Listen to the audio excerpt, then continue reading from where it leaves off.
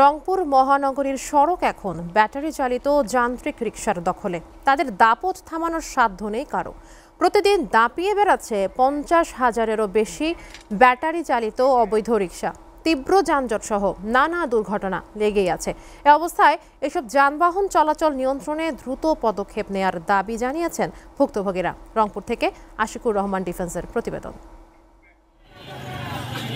রংপুর মহানগরের যানজট নিরসনে সিটি কর্পোরেশন কর্তৃক নিয়ম করা হয় রেজিস্ট্রেশনবিহীন কোনো 3 চাকার রিকশা এবং অটোরিকশা মহানগরে প্রবেশ করতে পারবে না।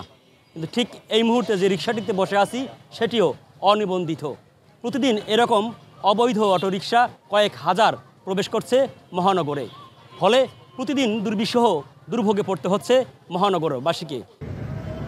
যানজট নিরসন ও দুর্ঘটনা এড়াতে মহানগরীতে চলাচলের জন্য 5,800 অটোবাইক ও ব্যাটারি চালিত রিকশাকে অনুমোদন দেয় রংপুর সিটি কর্পোরেশন। অথচ প্রতিদিন প্রায় 50,000-এরও বেশি অটোরিকশা চলাচল করছে, অর্থাৎ বাকি সবই অবৈধ। অবৈধ এসব যানবাহনের অনিয়ন্ত্রিত চলাচলে প্রতিদিন ঘটছে ছোট বড় দুর্ঘটনা।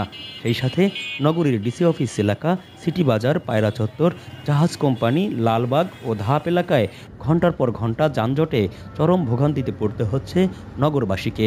শহরের দিকে যানজট অনেক বেশি, কিন্তু আপাতত যখন আমাদের স্কুলটা ছুটি হয় তখন একটু যানজট বেশি হয়। ইদানিং তো পকেট রোডগুলোও বেশ জ্যামে পড়ে যাচ্ছি আমরা। একটা দরকারি কাজে গেলে মনে করেন যে 10 মিনিটের জায়গায় 20 মিনিটেও পৌঁছাইতে পারি না।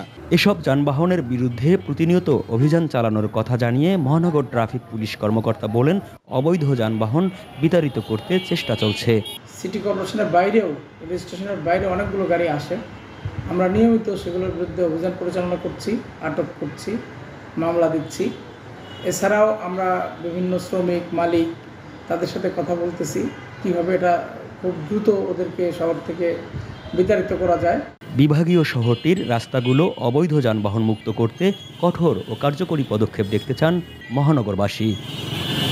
Ashikur Rahman defence, SATV, Rangpur.